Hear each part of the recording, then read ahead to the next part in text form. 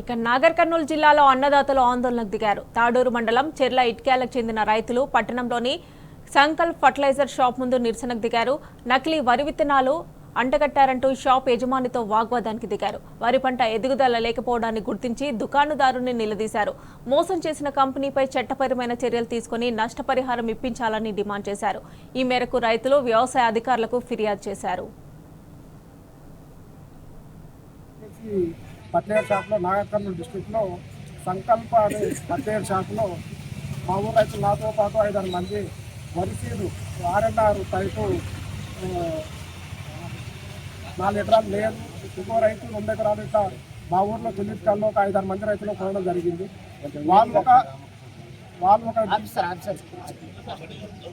వాళ్ళు చెప్పడం ఏంటంటే నెలలోపు నాటుకోవాలన్నారు. వాళ్ళు చెప్పిన ప్రకారమే 28 రోజుల్లో నాటేసినాము.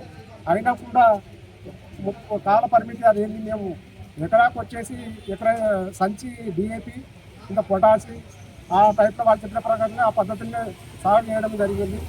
అన్ని చేను దాంతో పాటు రైతులు చెప్తున్నాము 2 నెలలు 70 రోజులైనా ఇప్పటికి చేను ఈనడం లేదు. గట్టిగా చేను జరిగినాయి లోపు ఇంత మాది పట్టుకు 60 రోజులకే అది చేను చిన్నగా ఉండి దాదాపు ఫీట్నర లోపే పెంచి చిన్న ఈకలు ఈనడం జరిగింది.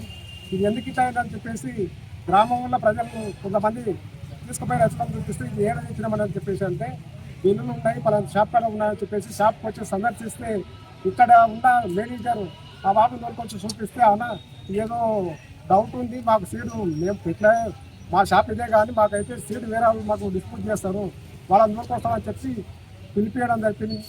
మా అయ్యో దగ్గరికి పోవడం జరిగింది తాడూరుకు. ఆయన లేదు వేరే విలేజ్లో ఉన్నా, నేను మీటింగ్లో ఉన్నా, వచ్చి చూస్తామని చెప్పడం జరిగింది. ఎక్కడ పనిచేస్తారో లేదు కాబట్టి మేము ఇక్కడ EDA కలిసినాం, వచ్చి షాప్ కార్డ్కి వస్తాం వరకు ఇప్పటి వరకు రెస్పాన్స్ లేదు.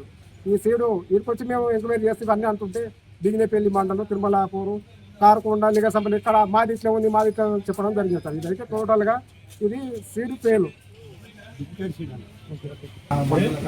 రైతులు మనకు ఫిర్యాదు చేసిన ఎమ్మటే 4 గంటల ఫిర్యాదు చేసి ఎమ్మటే మేము ఇక్కడికి చేసి మనకి షాప్లో లైసెన్స్ అవన్నీ కూడా చెక్ చేయడం జరిగింది.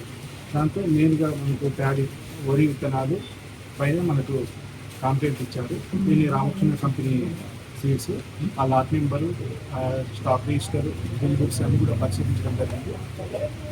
ఎంతమంది రైతులకు ఈ రకమైన విత్తనము ఇవ్వడం జరిగింది దాని గురించి మేము చూస్తున్నాము. ఇంకా ఫార్మర్స్ డీటెయిల్స్ అన్ని కూడా తీసుకొని రేపు ఫీల్డ్కి వెళ్ళి ఎంక్వైరీ చేసి తదుపరిగా వారిపైన కంపెనీ ఏమైనా చర్యలు తీసుకోవాలి.